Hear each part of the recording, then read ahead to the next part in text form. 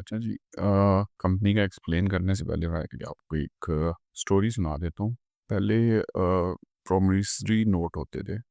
उसमें एक ये होता था कि मैंने आपको पे करना है फ़लाँ डेट पे इस इंटरेस्ट के साथ। और जब उस इंटरेस्ट पे जाके वो बंदा पैसे लेने आता था, तो या तो उसको पैसे दे दिए जाते थे या एक और नोट लिखा जाता था कि यार ये लिख लें और फ्यूचर में जाके हम आपको पे करेंगे, यानी नई अमाउंट प्लस इंटरेस्ट। और फिर जब वो लेने जाता था तो वो फिर एक और प्रॉमिसरी नोट लिख के उसको पकड़ा दिया जाता था कि यार हम फ्यूचर में पे करेंगे।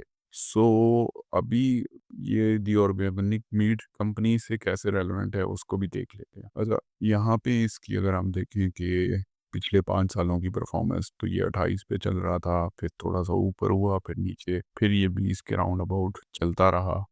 22 और 23 में, और फिर 24 में जाके थोड़ा-सा इसने जंप लिया और फिर नीचे, और अब ये बुल रन में 67 को टच करके नीचे आ रहा है। कहाँ तक आ चुका है? 50 तक आ चुका है। चलें इस कंपनी में देखते हैं कुछ चीज़ थी भी या जस्ट पंप एंड डंप हुआ है, उस चीज़ को देख लेते हैं। सीईओ इसके फैसल हुसैन साहब है। निहाल कासिम, ये साहब काफ़ी जगह पे फेमस हैं और काफ़ी सारे बिज़नेसेस में इन हैं, इंटरनेशनल स्टील्स और बाकी वगैरह में। चलें इनको भी बाद में देख लेंगे। ऑडिटर अगेन मेरे लिए थोड़ा-सा नॉट एक्सेप्टेबल है। शेयर्स इसके 196 है, फ्री फ्लोट 98 का है, तकरीबन 50-50 का है। 50% ओनर्स के पास है, 50% मार्केट में है, जहाँ से पैसा उठाया हुआ है इन्होंने। अच्छा, नीचे आ जाते हैं तो इनके ये फाइनेंशियल्स हैं। फाइनेंशियल्स मैंने ये ऑलरेडी ओपन कर लिए हैं लास्ट वाले देखने के लिए। सेल्स की बात करें तो इनकी सेल्स यही 3.3 25 के सेकंड क्वार्टर में को थोड़ी सी बढ़ी थी, थर्ड क्वार्टर में आके फिर वहीं पे खड़ी है। लेकिन न्यूज़ हर चौथे दिन आ जाती है कि हाँ भाई, हम उधर भी एक्सपोर्ट कर रहे हैं, उधर भी एक्सपोर्ट कर रहे हैं। तो सेल्स में वो कहीं मेरा नहीं ख्याल कि कोई खास इम्पैक्ट नज़र आ रहा है उन न्यूज़ का। चलें जी, आगे इसका देख लेते हैं जी प्रॉफिट एनुअल का। 2021 में इसने ₹2.47 किया, 22 में ₹3.05, 23 में फिर इसने इम्प्रूव किया और 24 में आके इसको फिर रिवर्स स्केल लग गया। इसके क्या हालात हैं ये अभी देखते हैं। अच्छा, प्रॉमिसरी नोट वाली बात मुझे यहाँ से याद आई कि इन्होंने 20 में को ₹2 का डिविडेंड दिया था। उसके बाद जब भी डिविडेंड का टाइम आता है ये बोनस शेयर्स पकड़ा के खुद साइड पे हो जाते हैं। 22 में आया, फिर इन्होंने बोनस शेयर पकड़ा दिए कि ठीक है, हाँ, आपके शेयर बढ़ गए, आप और ले लो। 23 में फिर बोनस पकड़ा दिया और 23 में 2 दफ़ा बोनस शेयर्स दी। चले, यानी जब पैसा देने का टाइम आता है तो वो कहते हैं हाँ ठीक है, आप थोड़े और शेयर ले लो। अच्छा, 18 नवंबर 24 में जाके इन्होंने कोई 30% प्रीमियम पे इन्होंने कहा जी राइट इशू कर रहे हैं आप, कि अब आप हमें पैसे भी दें और आपको हम थोड़े से और शेयर भी देंगे। 25 में आगे फिर इनका वही बोनस वाली कहानी। चलें जी, ये तो प्रोमिजनी नोट से रेलेवेंट बात होगी। अब आगे देख लेते हैं कि इसके फाइनेंशियल्स क्या कह रहे हैं। फाइनेंशियल्स में आ जाए तो मैंने सबसे पहले इसके लिए हैं कोई डिविडेंड नहीं, लाइकवाइज कोई बोनस नहीं सितंबर के क्वार्टर के। सेल्स अगेन नॉमिनल सा इंक्रीज है। कॉस्ट में देखें तो वो थोड़ा सा ज़्यादा इंक्रीज है। ग्रॉस प्रॉफिट इनका कम हुआ है बजाय इसके बढ़ने के। सो एडमिन कॉस्ट इनकी इंक्रीज हुई है, डेफिनेटली सैलरीज वगैरह होंगी। सेलिंग के एक्सपेंसेस डिक्रीज हुए हैं, जो कि सॉर्ट ऑफ बैड इंडिकेशन है कि यार सेलिंग तो इंक्रीज होने चाहिए थे, आप एग्रेसिवली सेल करो। लेकिन इन्होंने सेलिंग के एक्सपेंसेस कम किए, अपनी तनख्वाहें ज़रा ज़्यादा बढ़ा ली है, जो मुझे लग रहा है यहाँ पे। डाउटफुल डेट मतलब मार्केट में आप गोश्त बेच रहे हो तो आपको पता है कि मार्केट से पैसे नहीं निकलेंगे काफ़ी सारे। सो इसलिए उन्होंने प्रोविजन डबल होगी, 7.5 की थी, 7.5 मिलियन की थी, अब 16 मिलियन पे चली गई। तो ये मशकूक है।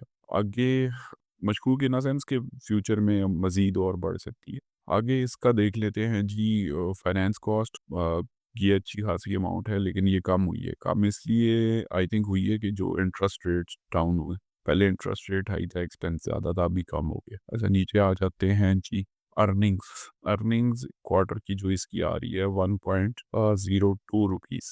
तो इसको मैं ले लेता हूँ क्वार्टर की अर्निंग्स को 1.02। अच्छा, उसके बाद एसेट्स पे आ जाते हैं। एसेट्स में कोई ख़ास इंक्रीज़ नहीं आया। स्टॉक इन ट्रेड में थोड़ा सा डिक्रीज़ आया है। ज़ाहिर बात है, माल थोड़ा ज़्यादा बिक गया होगा। सबसे बड़ा इस कंपनी का जो मसला है वो ट्रेड डेट्स का है। 2.5 अरब के ट्रेड डेट्स है मार्केट में। इन्होंने माल बेचा हुआ है, पैसे लेने हैं, लेकिन वो पैसे रिकवर नहीं हो रहे। सबसे बड़ी फिगर यही है। और लास्ट ईयर से अभी इम्प्रूवमेंट है, लेकिन स्टिल मार्केट में काफ़ी सारे पैसे इनके स्टक हैं। अब वो पैसे स्टक होने की वजह से ये कर क्या रहे हैं, इन्होंने जहाँ कोई थोड़े बहुत एडवांसेस दिए थे वो रिकवर किए हैं, 164 से 47 पे आ गए हैं। बाकी कुछ कैश में इनके पास पड़ी हैं चीज़ें। उसके बाद इसका इक्विटी देख लेते हैं। इक्विटी इसकी आ रही है ये 6.3 बिलियन की। अच्छा ये मैंने इक्विटी ले ली है उधर अपनी शीट में वर्किंग के लिए, और रुपीज़ इन थाउजेंड में नहीं है, ये सिर्फ रुपीज़ में। तो चले, एक तो ये बात होगी। दूसरे इन्होंने लोन उठाए हुए हैं काफ़ी सारे। फिर ट्रेड पेबल्स हैं अच्छे खासे। अक्रूड लाइबिलिटीज़ में अच्छा खासा जंप आया, यानी लोगों के पैसे देने हैं इन्होंने और वो बढ़ गए हैं काफ़ी सारे। बाकी गवर्नमेंट के भी पैसे, टैक्सेस, लेवीज, वो भी इन्होंने पे करनी है, वो भी इंक्रीज हो गई है। अच्छा कैश फ्लो पे आ लेते हैं। कैश फ्लो में इन्होंने ऑपरेटिंग में पहले 70 का नुकसान किया कैश की टर्म्स में, कि 70 मिलियन इन्होंने आउटफ्लो था, कैश निकली थी बिजनेस से। इस दफ़ा 203 कैश आई है। अब ये आई कहाँ से है, ये ज़्यादा इम्पोर्टेंट है। ये अगर मैं देखूँ 203 में से 117 इन्होंने लोन और एडवांसेस जो दिए हुए थे वो वापस ले लिए। किसी को लोन दिया हुआ था तो वो कंपनी ने वो वापस ले लिया, और दूसरा जो कुछ उधार पे चीज़ें उठाई थी वो 83। तो यही तकरीबन 203 के बराबर बन रहा है। सो अगर मैं इन दोनों का इफेक्ट निकाल दूं तो कंपनी अभी भी आप कहेंगे यार रिकवर कर गई है या सरप्लस में जा रहा है कैश, तो ये बात गलत होगी। अच्छा बाकी इन्वेस्टिंग में इन्होंने प्रॉपर्टी प्लांट एंड इक्विपमेंट में इन्वेस्ट किया, ये डबल हो गया। ठीक है, ये फ्यूचर में हो सकता है इनकी काम आए। चलिए जी, अब मेन शीट पे चले जाते हैं, उस पे देख लेते हैं कि क्या हिसाब है। टोटल नंबर ऑफ शेयर्स मैं ले लेता हूँ, और टोटल नंबर ऑफ शेयर्स इसके हैं ये वाले। मैं यहाँ से कॉपी कर लेता हूँ इसको अपनी शीट पे लाने के लिए, ये आ गए। और अगर मैं बुक वैल्यू पर शेयर निकालूं तो दिस डिवाइड बाय दिस, 32 के राउंड अबाउट इसकी बुक वैल्यू बनती है। तो इसी के राउंड अबाउट ये पहले भी ट्रेड हो रहा था 2829 पे। अभी क्वार्टर की अर्निंग्स हैं इसकी 1 रुपये की, और अगर मैं इसी क्वार्टर की अर्निंग्स को मल्टीप्लाई करूँ 4 से तो ये आता है, और मैं इस पर 20% रिटर्न एक्सपेक्ट कर रहा हूँ, तो ये राउंड अबाउट बनती है 20 रुपये के आसपास। लेकिन क्योंकि बुक वैल्यू और इसकी ज़्यादा है तो नॉर्मली यही होता है कि बुक वैल्यू का 70% कंसिडर किया जाता है, कि अगर आप फोर्स सेल करें यानी किसी को आज के दिन बेचे कंपनी, तो वो आपको पैसे कम देगा, तोड़ के बेचेंगे तो 22 इसकी वो आप कंसिडर कर सकते हैं, या अगर आप बहुत ही डिस्काउंट थे तो 32 भी कंसिडर कर सकते हैं। लेकिन जो नॉर्मल प्रैक्टिस है वो 22 ही कंसिडर होती है। चले, 32 से लेके 32 वाली हायर वैल्यू और 32 से ऊपर तक जो समझ आती है 32 से नीचे कि अगर ये इस शेयर की प्राइस मिले।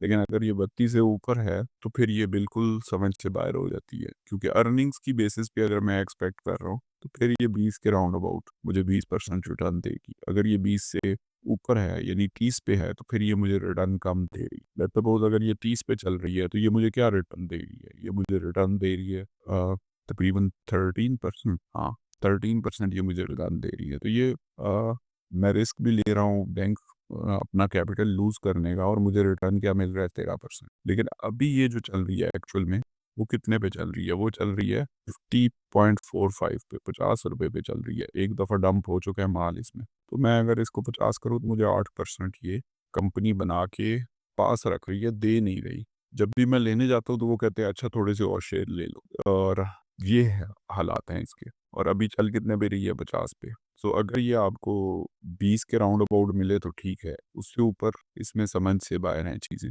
सबसे बड़ा इनका ट्रेड डेट का इशू है और रिसीवेबल्स का। वो जब तक वो सॉर्ट आउट नहीं होता आई डोंट थिंक सो कि इसमें कूदना चाहिए। चलें जी, बाकी किसी का कोई और कमेंट क्वेश्चन हो तो वो काइंडली मेंशन कर। Thank you.